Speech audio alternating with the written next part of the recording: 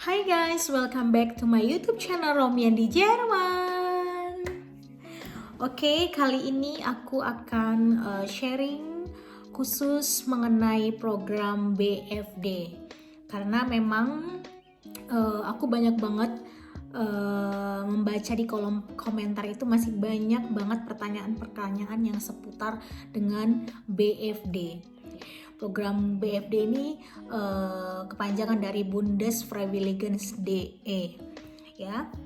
Jadi memang masih banyak banget subscriber aku yang menanyakan tentang seputar program BFD ini. Jadi sebenarnya aku itu udah membuat video mengenai program BFD itu seperti apa. Jadi aku harapkan kepada kalian semua yang menonton video aku ini, lebih baik kalian menonton video aku itu jangan setengah atau separuh. Jadi tonton secara habis supaya kalian memahami, kalian mengerti dari video yang aku upload. Jadi aku saranin apapun video yang aku upload sebaiknya kalian tonton sampai habis, karena memang supaya informasi yang kalian dapatkan atau terima tidak sepotong-sepotong. Buat kalian yang baru hadir atau tonton video aku, welcome back to my YouTube channel Romian di Jerman. Jika video-video aku ini bermanfaat, kalian bisa langsung aja subscribe di sini, dan aku harapkan kalian bisa menonton video aku secara keseluruhan supaya tidak ada informasi yang terpotong atau yang tertinggal. Jadi BFD ini singkatan dari Bundesfreiwilligendienst. Jadi program BFD ini adalah program sosial, kerja sosial atau volunteer. Nah, BFD ini sama dengan program Erfahrungsschule atau Freiwilligensocialjahr. Apa yang membedakan mereka? Apa yang membedakan kedua program ini? Kalau yang membedakannya hanya ada di batasan usia. Kalau untuk program Freiwilligensocialjahr di bawah 26 tahun, atau biasanya anak-anak yang baru lulus sekolah yang belum tahu kedepannya mau apa, mereka ambil program Freiwilligensocialjahr ini gitu loh. Dan untuk program BFD ini di atas 26 tahun ke atas itu adalah program BFD. Jadi dari usia 26 tahun ke atas kalian bisa mengikuti atau mengambil program BFD ini. Lalu sebenarnya program BFD ini seperti apa gitu ya? Sebenarnya aku udah jelasin di video-video sebelumnya, tapi aku akan jelasin lagi di sini. Program BFD ini adalah program volunteer untuk kerja sosial. Contohnya apa kerja sosial itu? Contohnya, jadi di Jerman ini pemerintahan Jerman itu mencari pekerja-pekerja seperti di bidang kesehatan, seperti di panti jompo. Kebanyakan di Jerman itu mereka butuh tenaga kerja di panti jompo. Lalu di mana? Di yayasan yang membutuhkan tenaga kerja untuk di bagian orang-orang yang berkebutuhan khusus, baik untuk anak-anak, orang remaja maupun dewasa. Jadi selain panti jompo, orang yang berkebutuhan khusus juga ada di bagian sekolah. Jadi sekolah ini kita bisa kalian bisa ngajar atau menjadi asisten untuk di bagian anak-anak atau kindergarten. Juga masih ada di bagian kultur, atau masih banyak hal lagi lah yang ada. Dan aku sudah kasih tahu websitenya juga di video aku sebelumnya, di mana kalian bisa lihat seberapa banyak bidang yang ada di bidang untuk program BFD ini. Kalian langsung aja tonton karena aku udah share di situ websitenya seperti apa. Oke, ada yang nanya, Kak, kalau BFD itu berarti kalau umur 27 tahun itu kita udah nggak bisa full time lagi ya Kak, katanya gitu kan, ada pertanyaan di kolom komentar. Jadi buat kalian yang bertanya seperti itu, justru karena kamu umur 27 tahun, kamu punya waktu yang begitu banyak dan kamu masih punya tenaga yang baik untuk bekerja. Oleh sebab itu justru dari umur 27 kamu bisa full time gitu loh. Tapi kayak contohnya di Jerman ini kan banyak juga orang-orang tua yang sudah berumur yang mengikuti program BFD ini sendiri gitu kan. Jadi itu tergantung mereka. Kalau di usia mereka hanya sanggup bekerja selama 8 jam contohnya, selama 8 jam per minggu atau 10 jam per minggu, itu tergantung orang. Jadi kalau kamu tanya 27 tahun Kak bisa full time, bisa selagi kamu mampu gitu loh. Jadi memang yang untuk part time itu hanya orang-orang yang sudah tua gitu loh, tergantung orang-orang itu mampunya berapa jam. Ada pertanyaan, sertifikat bahasa untuk BFD minimum level berapa katanya gitu ya. Nah, ada 2 case. Kalau seandainya kamu sudah di Jerman, ada lembaga yang tidak membutuhkan sertifikat bahasa. Tapi in case kamu udah bisa bahasa Jerman ya, ada juga yang mereka hanya membutuhkan sertifikat A2 atau hanya A1. Tapi in case kamu sudah di Jerman dan kamu bisa berbahasa Jerman. Lalu gimana kalau yang masih di Indonesia? Kalau yang di Indonesia ini minimal itu level B1. Level B1, setelah itu kamu sudah mengikuti ujian, ada sertifikat dan kamu juga bisa berbahasa Jerman, it's okay. Kak, gimana proses apply visa BFD? Ada juga yang nanya, pertanyaannya, Kak, gimana proses apply visa BFD? Aku udah ada buat ya di video-video aku sebelum-sebelumnya, kamu bisa langsung aja tonton di sana. Pertanyaan, Kak, untuk program BFD ini sendiri apakah harus ada pengalaman kerja sosial dulu gitu ya? Ini pertanyaan yang bagus dari Maulidarak Matul Wafa.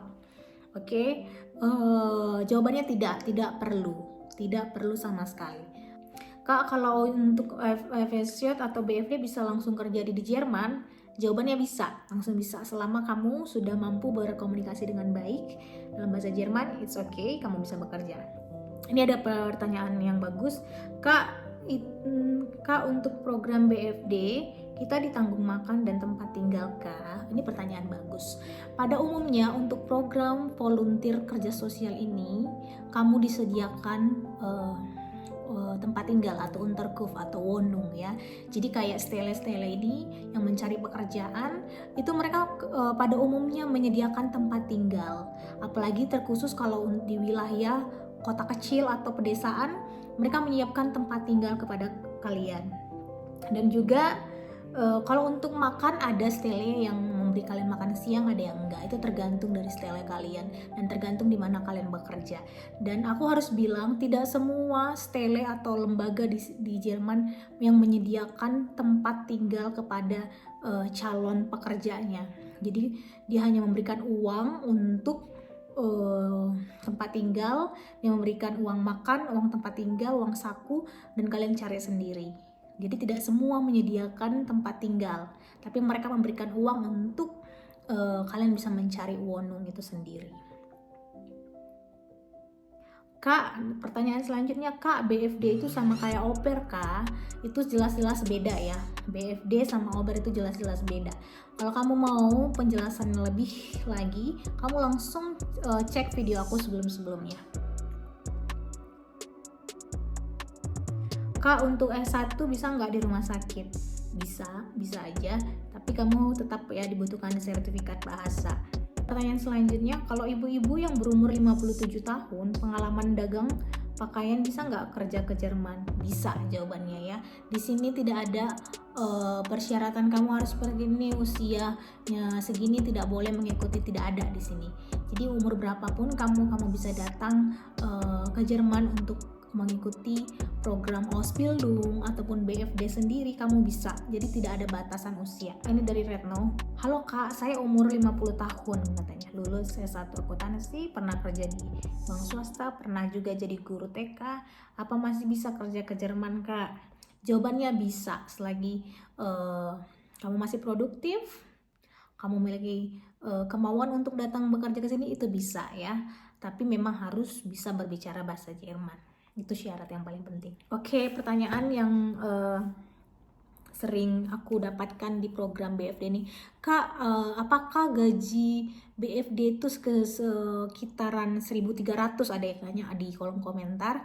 Jawabannya tidak ya. Jawabannya tidak.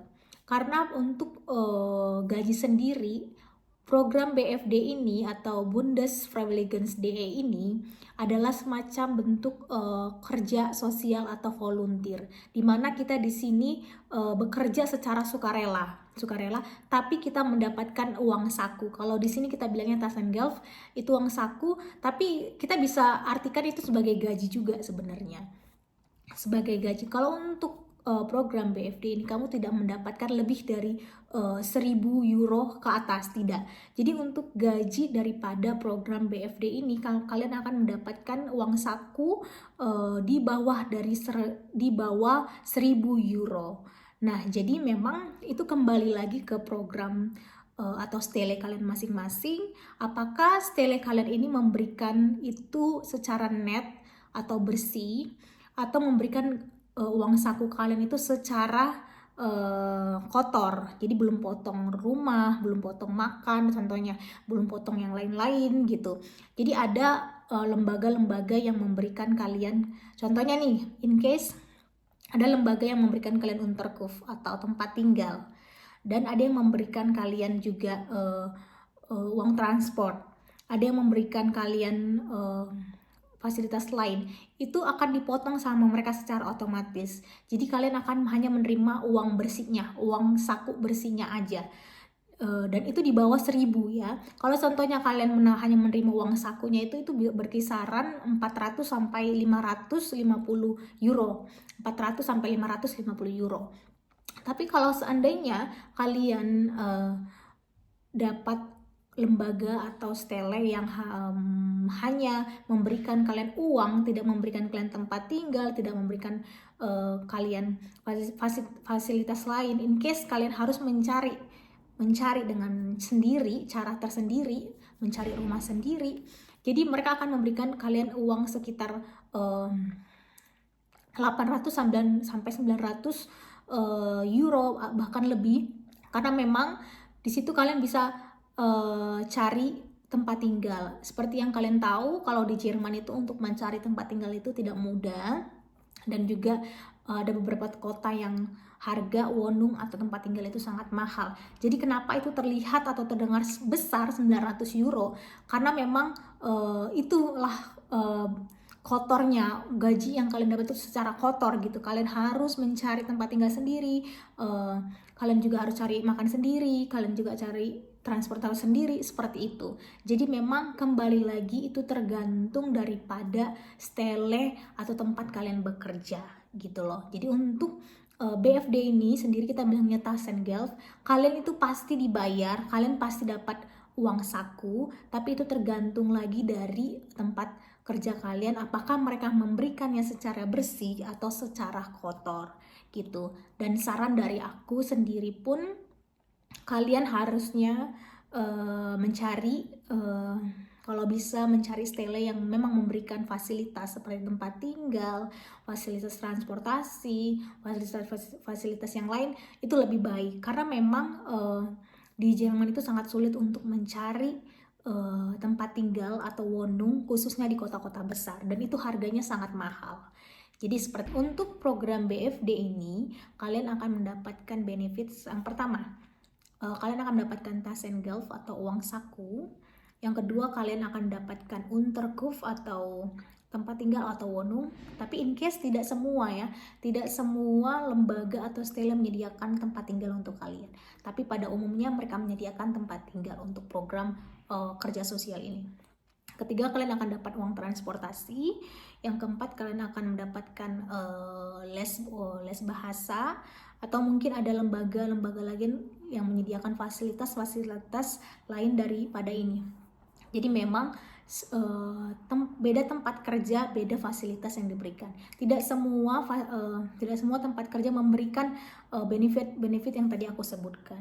Jadi sekali lagi, beda tempat kerja, beda fasilitas atau benefit yang mereka berikan kepada kita masing-masing. Jika kalian beruntung, kalian bisa mendapatkan semua fasilitas yang aku sampaikan tadi. Thank you buat kalian udah nonton video ini. Don't forget to like and comment and subscribe to YouTube channel aku.